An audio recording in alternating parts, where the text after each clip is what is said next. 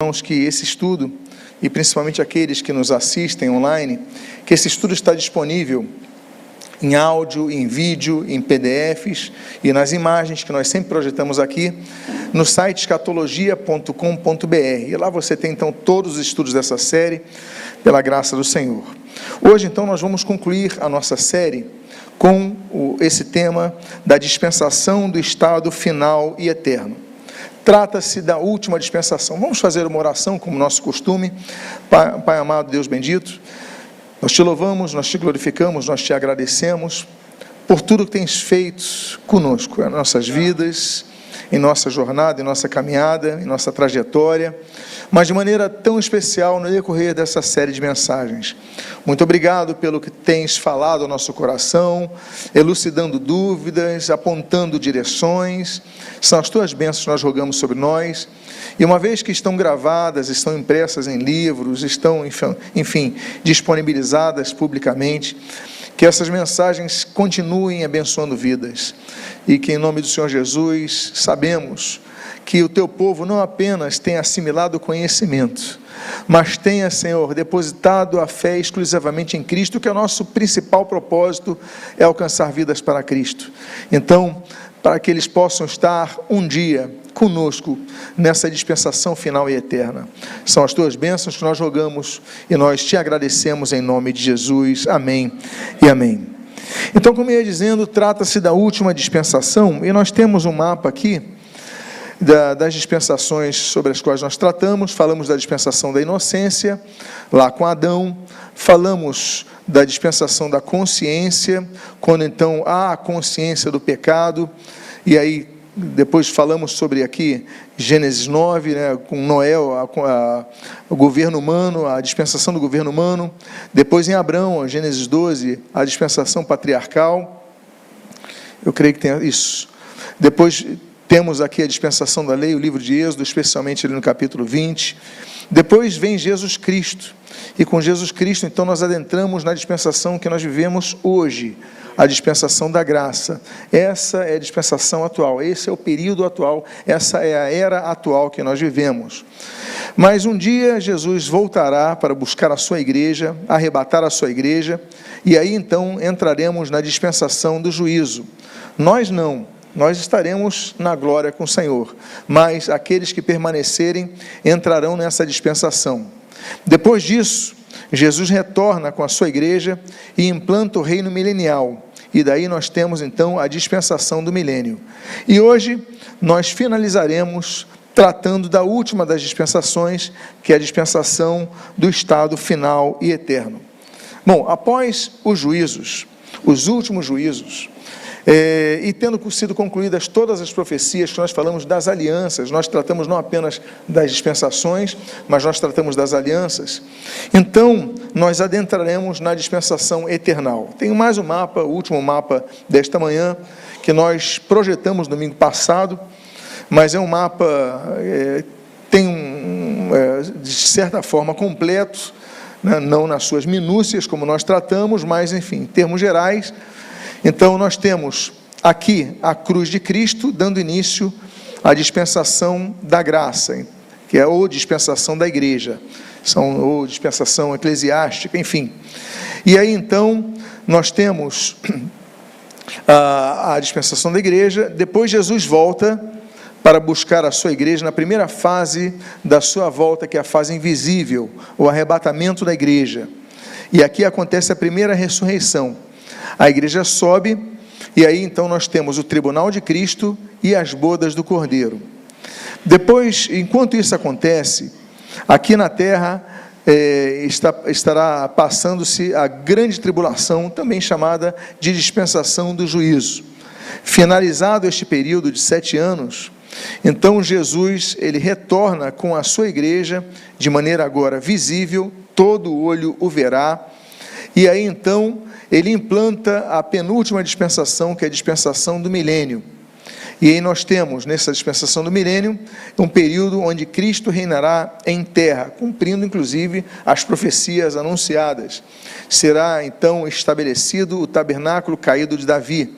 O trono de Davi terá o seu assento ocupado por Jesus Cristo em terra. Depois que isso é finalizado, nós temos o período dos juízos. Nós tratamos a respeito dos juízos. Então teremos o juízo final, também chamado de o tribunal do grande trono branco, e o juízo final de Satanás e seus anjos. E depois disso, vamos aos destinos eternos, que são o céu e o Geena, ou um dos 4 tipos de inferno, cujo estudo nós demos no estudo passado, ou seja, céu e inferno. Hoje, então, vamos tratar desse período daqui, finalizar o estudo com este período, a dispensação do estado final e eterno. Para falar, então, isso, vamos começar a falar sobre a renovação da terra e do universo. Apocalipse capítulo 21, no versículo número 5, nós lemos: eis que faço novas todas as coisas. Haverá então nessa última dispensação uma renovação da terra, não uma substituição da terra. Alguns entendem que a terra então vai ser completamente destruída, vai ser explodida, e nós iremos para uma outra terra. Não, essa mesma terra que nós habitamos, ela vai ser renovada, não substituída, ou seja, manterá as suas dimensões atuais, mas ela passará pelo fogo. E aí então a Bíblia é clara ao dizer que essa mesma terra que nós habitamos hoje é a que permanecerá para sempre. Veja o que diz Eclesiastes capítulo 1, versículo número 4. Geração vai e geração vem, mas a terra permanece para quê? Para sempre. E o texto do Salmo 78, no versículo de número 69, diz: e edificou o seu santuário como os lugares elevados, como a terra que fundou para sempre.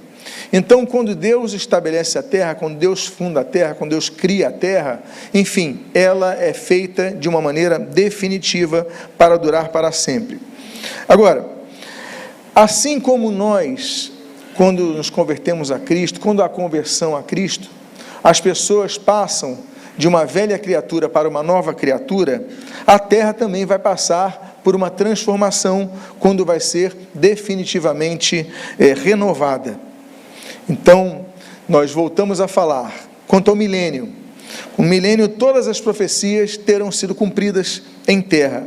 E aí então, como nós já lemos e estudamos no milênio, o Senhor Jesus Cristo entregará a Deus Pai o reino, e aí então adentrar-se-á a nova fase, novos céus e nova terra. O que acontecerá com a terra? Vejamos o que diz a segunda carta de Pedro, no capítulo 3, dos versos 10 ao 13. Porém, o dia do Senhor virá como um ladrão. Naquele dia os céus passarão com grande estrondo, e os elementos se desfarão pelo fogo.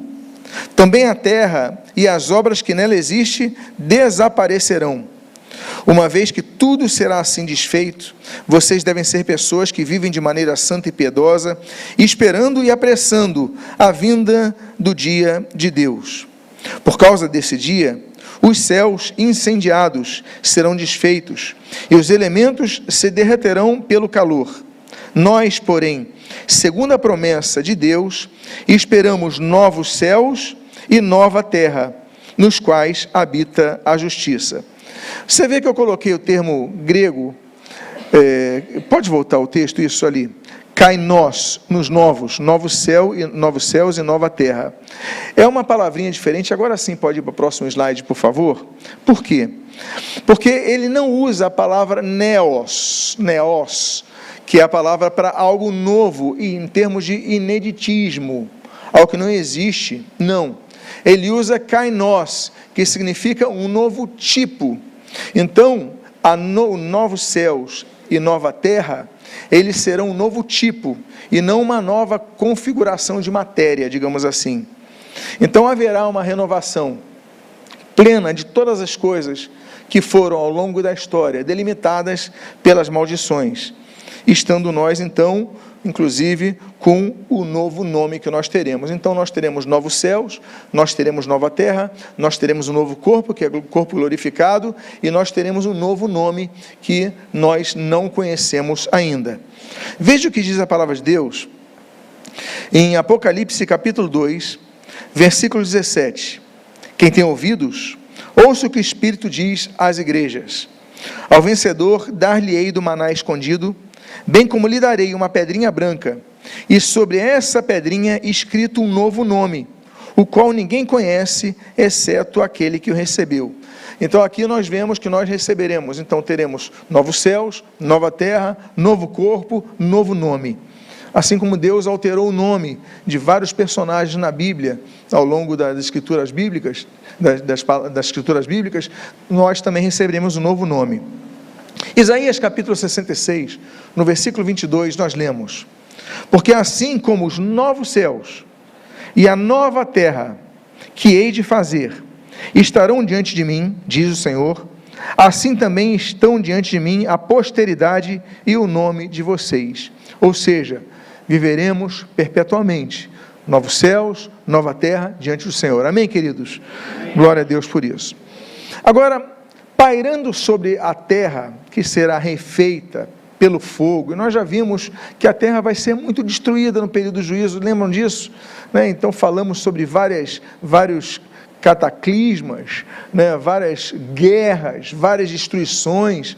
A gente vai vendo as guerras, que vão, e a gente vai vendo só destruição, e queimadas, e destruição de cidades e tudo mais. Essa é uma realidade. Imagina o mundo durante esse período de 7 anos, ali em 3 anos e meio de guerras constantes e muito firmes. Então, a terra vai ser renovada, os céus vão ser renovados, mas pairando sobre a nova terra, nós teremos a cidade celestial chamada de a Nova Jerusalém. Então, ela será reservada, apesar de a Jerusalém, no milênio, ser pisada, ser habitada, ser transitada por pessoas salvas, com seus corpos glorificados, nós teremos também aqueles que ingressarão ao milênio vindos da grande tribulação, sem os seus corpos glorificados. Já falamos sobre isso. Teremos pecado ainda, teremos maldição ainda, teremos morte ainda durante o milênio, como também estudamos especificamente. Mas na Nova Jerusalém, então se na Jerusalém antiga nós teremos tudo isso, mas na Nova Jerusalém não. A Nova Jerusalém será habitada, transitada apenas por aquele povo, que terá o seu corpo glorificado, onde não haverá mais maldição, onde não haverá mais morte. E ele viverá em inédita comunhão com Deus. Apocalipse capítulo 21, nos seus primeiros 5 versos, nós lemos: e vi o novo céu e a nova terra, pois o primeiro céu e a primeira terra passaram, e o mar já não existe. Vi também a cidade santa, a Nova Jerusalém, que descia do céu da parte de Deus, preparada como uma noiva enfeitada para o seu noivo. Então ouvi uma voz forte que vinha do trono, e dizia: eis o tabernáculo de Deus com seres humanos. Deus habitará com eles. Eles serão os povos de Deus, e Deus mesmo estará com eles, e será o Deus deles. E lhes enxugará dos olhos toda lágrima, e já não existirá mais morte, já não haverá luto, nem pranto, nem dor, porque as primeiras coisas já passaram. Então ele vê novos céus, nova terra, ele vê a Nova Jerusalém, ele vê as pessoas com novos nomes, novos corpos glorificados e uma nova fase da existência. A última dispensação, como ele diz aqui, não haverá mais morte, não haverá mais pranto, não haverá mais dor, todas essas coisas, não haverá mais maldição, todas essas coisas já terão sido e ficado no passado. Agora, alguns também confundem a Nova Jerusalém com a atual Jerusalém, por causa do nome, como se fosse a Jerusalém renovada. Não, a Nova Jerusalém, ela vem do alto, ela só tem esse nome aplicado à cidade de Jerusalém, mas ela é uma outra cidade com uma outra realidade. E essa cidade, ela celestial, ela não é vislumbrada por nós ainda, só vamos vê-la no futuro. Gálatas capítulo 4, no versículo 25 e no 26, a Bíblia diz: ora, Agar é o monte Sinai, na Arábia, e corresponde a Jerusalém atual, que está em escravidão com seus filhos, mas a Jerusalém lá de cima é livre, e ela é a nossa mãe. Então, o apóstolo Paulo faz uma diferença clara entre a Jerusalém da terra e a Nova Jerusalém, que é a lá de cima, a do alto. Vale ressaltar que, apesar de nós usarmos, e João usar, o termo Nova Jerusalém, ela não é nova, ela já existe. Ela é nova por quê? Porque será finalmente vislumbrada por cada um de nós. Mas ela já existe. Essa cidade não será construída, ela já está criada, já foi criada com todas as coisas, quando Deus criou todas as coisas.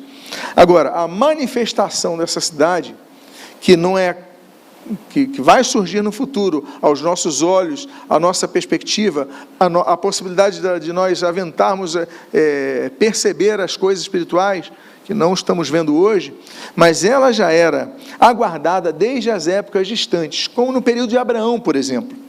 Veja o que diz Hebreus, no capítulo de número 11, no versículo número 10.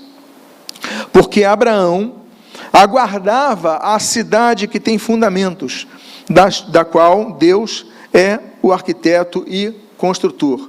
Então, Abraão, já no período de Abraão, ele já aguardava essa cidade. Ele já sabia da existência dessa cidade, então ele já tinha a expectativa de conhecer um dia essa cidade. Assim também, não só Abraão, mas quando a Bíblia fala da galeria dos heróis da fé, em Hebreus capítulo 11, eles também almejavam um dia habitar nesta cidade. Veja o que diz essa galeria da fé em Hebreus capítulo 11, dos versículos 13, 14 e 16. Diz assim: todos esses morreram na fé. Não obtiveram as promessas, mas viram-nas de longe e se alegraram com elas, confessando que eram estrangeiros e peregrinos na terra.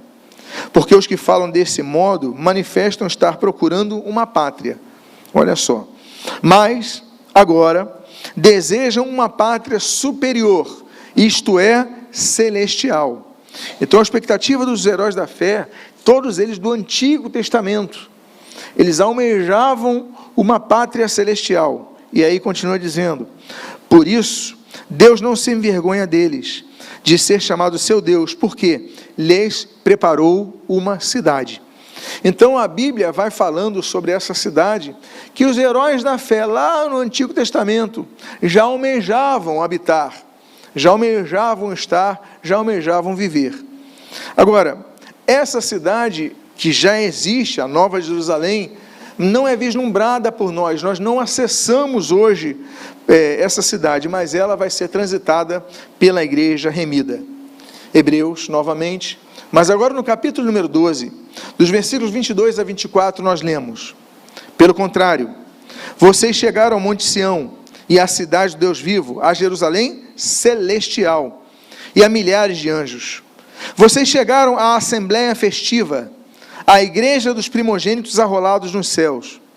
Vocês chegaram a Deus, o juiz de todos, e aos espíritos dos justos aperfeiçoados, e a Jesus, o mediador da nova aliança, e ao sangue da aspersão que fala melhor do que o sangue de Abel.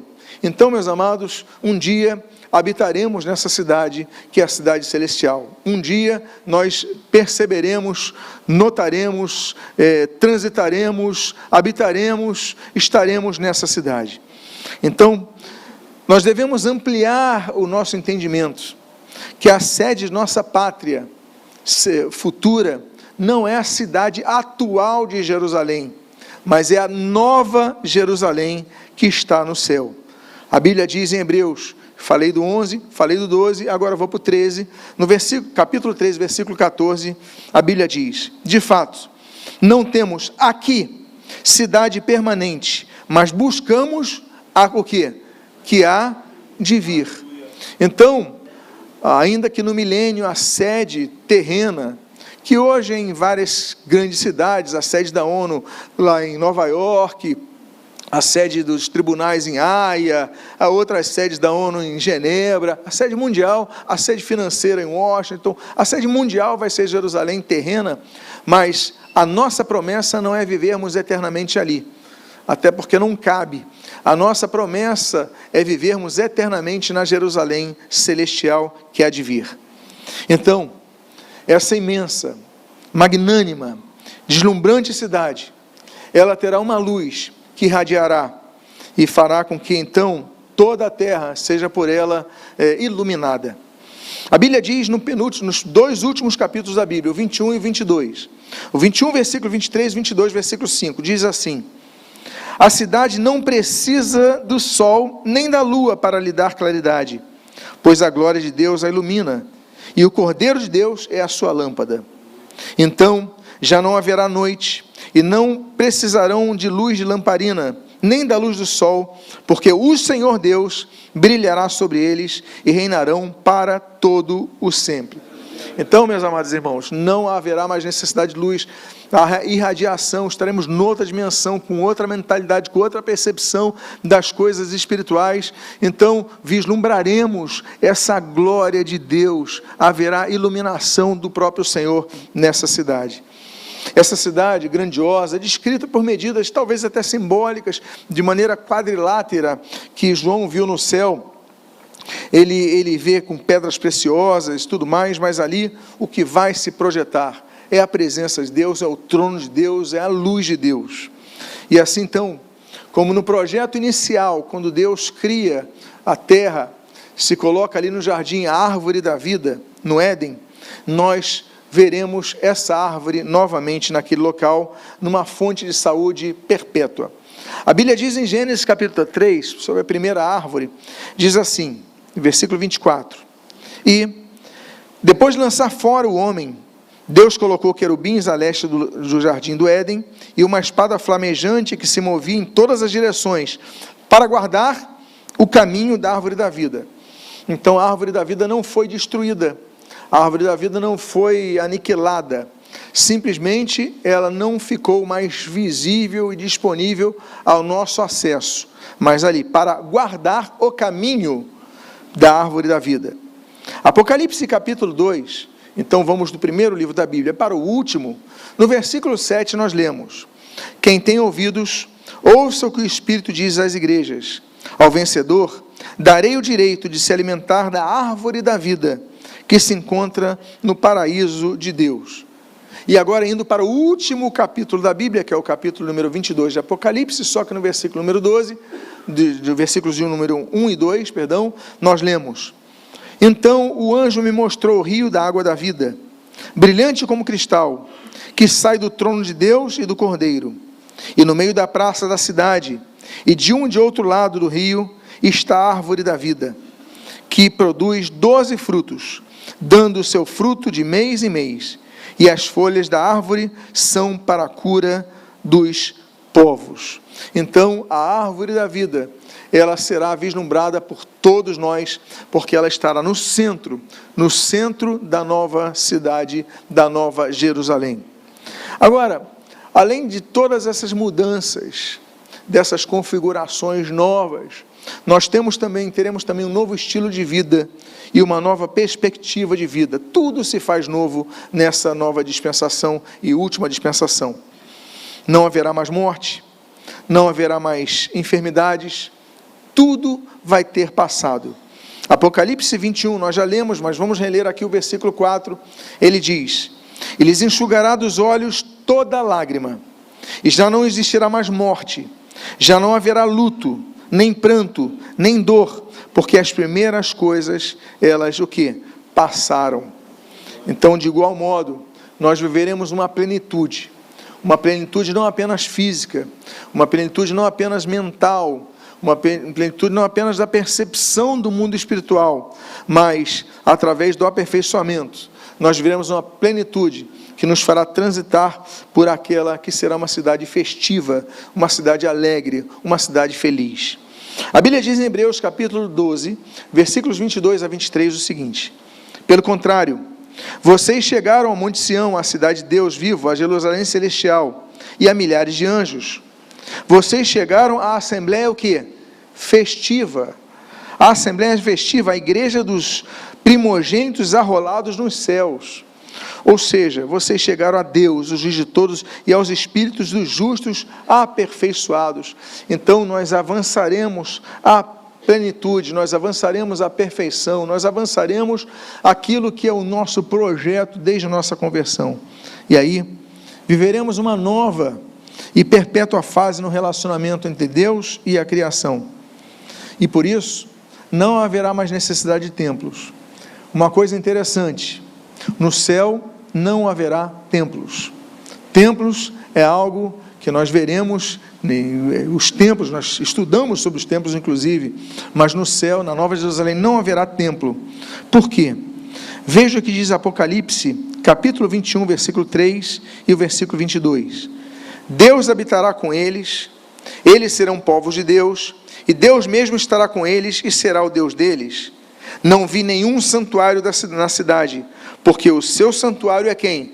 O Senhor, e o Deus Todo-Poderoso e o Cordeiro. Ou seja, o santuário que nós teremos lá é a própria presença de Deus. Então, louvado seja Deus por isso. E finalizando nessa bendita fase da pós-história, nunca mais haverá sequer nenhuma maldição, nem na terra, nem na humanidade, nem entre os anjos, no céu. A Bíblia diz em Apocalipse capítulo 22, no último capítulo da Bíblia, no início do versículo 3, o seguinte: nunca mais haverá qualquer maldição, nela estará o trono de Deus e do Cordeiro. Eu finalizo aqui essa parte do estudo, e adentro então para uma outra parte, que é uma parte que eu gostaria de encerrar essa série, sobre 5 alertas, para aqueles que desejam viver nesta dispensação final e eterna. Se você deseja viver, você precisa de Jesus Cristo. Jesus é o único caminho. Não há outro caminho. Não há religião, não há homens, mulheres, líderes religiosos. Só Jesus, Ele é o caminho para a vida eterna. Agora, uma vez salvos, nós devemos então, e esse estudo, ele tem se dado geralmente para a igreja, nós devemos então ter que observar 5 alertas, para então adentrarmos nessa fase, onde não haverá mais morte, não haverá mais dor, não haverá mais luto, não haverá mais maldição, que é a dispensação final e eterna. Primeiro lugar, primeiro alerta, nós não podemos estar mornos em nossa fé. Apocalipse capítulo 3, versículo 15 e 16 diz assim: conheço as obras que você realiza, que você não é nem frio, nem quente. Quem dera você fosse frio ou quente. Assim, porque você é morno, e não é quente nem frio, estou a ponto de vomitá-lo da minha boca. Esse é o primeiro alerta para a igreja, não estarmos mornos. Segundo alerta, nós devemos manter a nossa fé solidificada exclusivamente na pessoa de Jesus Cristo. A Bíblia diz em João capítulo 3, versículo 18, quem nele, em Jesus, quem nele crê, não é condenado, mas o que não crê já está condenado, porque não crê no nome do unigênito Filho de Deus. E João capítulo 5, versículo 24 diz, em verdade lhes digo, quem ouve a minha palavra e crê naquele que me enviou, tem a vida eterna, não entra em juízo, mas passou da morte para a vida. Ou seja, nós devemos manter a nossa fé em Cristo solidificada. Nada pode tirar Cristo do centro de nossas vidas. Muitos buscam a tantos santos, a tantas entidades, mas nós somente cultuamos a Jesus Cristo, somente adoramos a Jesus Cristo, somente nos dirigimos a Deus em nome de Jesus como nosso único exclusivo mediador, e somente Ele aguardamos como nosso Salvador e Senhor. Terceiro alerta, dos 5 que eu estou nessa conclusão aqui partilhando com os irmãos, devemos estar preparados, vigiando a todo tempo para a volta de Jesus.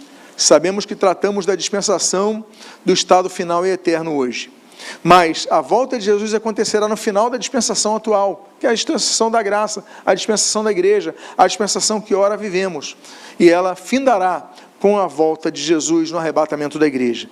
Mateus capítulo 25, versículos 10 a 13, nós lemos, e, saindo elas para comprar, chegou o noivo, e as que estavam preparadas entraram com ele para a festa do casamento, e fechou-se a porta.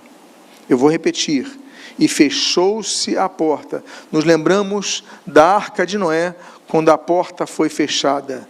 Mais uma vez, Jesus, ele fala da porta ser fechada.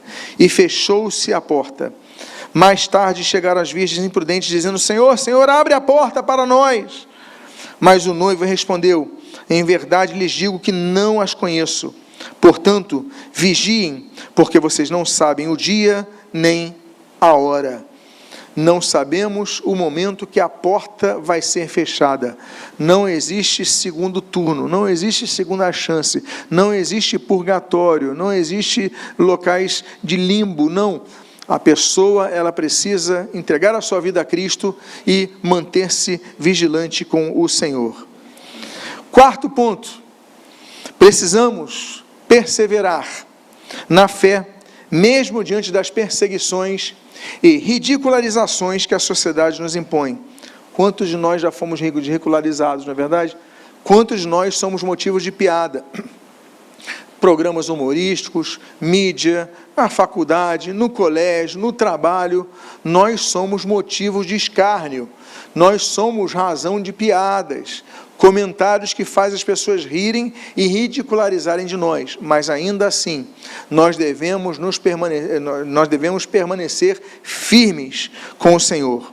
O Senhor Jesus, ele já falaram em João capítulo número 15, dos versículos 18 e 19, se o mundo odeia vocês, o que é o fato, saibam que antes de odiar vocês, odiou a mim. E se vocês fossem do mundo, o mundo amaria o que era seu. Mas vocês não são do mundo, pelo contrário, eu dele os escolhi, e por isso o mundo odeia vocês.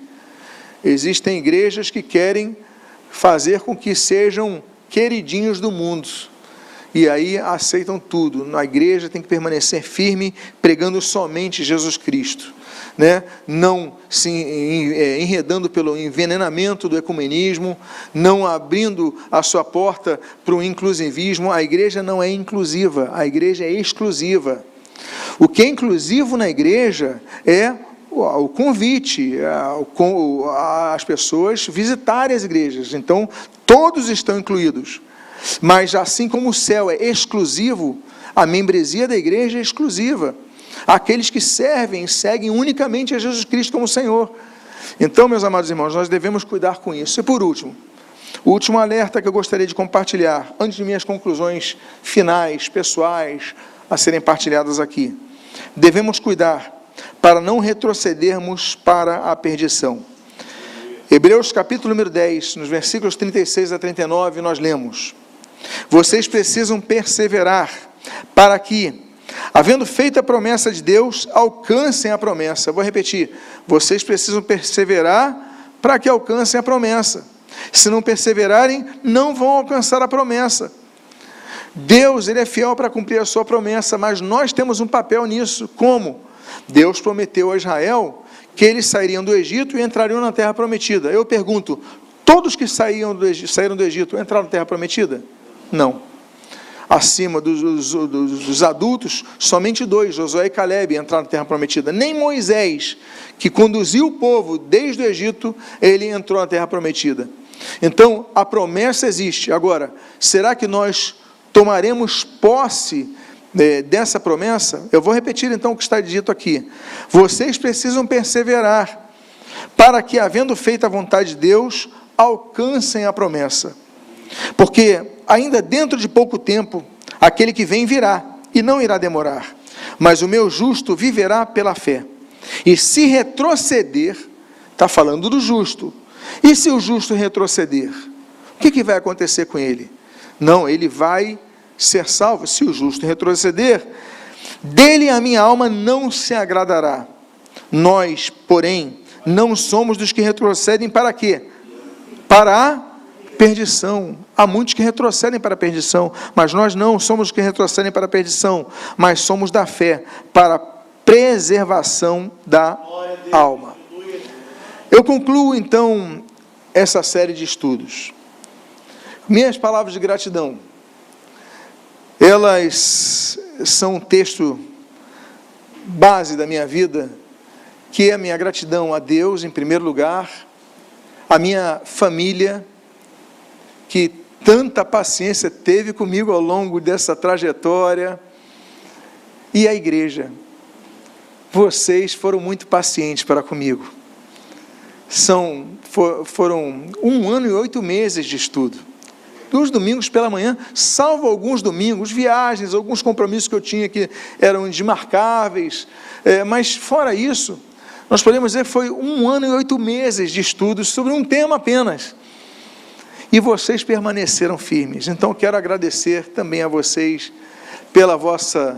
e parabenizá-los pelo vosso interesse, pela vossa dedicação na busca do conhecimento desse assunto, que é um assunto tão amplo, tão vasto, mas tão rico, tão enriquecedor, na verdade, tão edificante.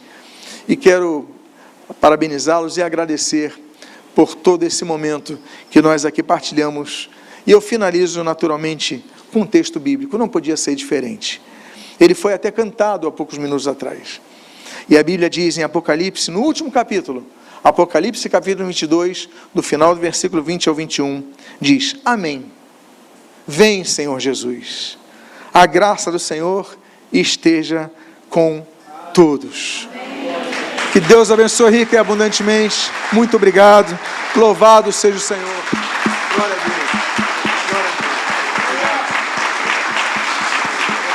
Deus. Vamos ficar de pé.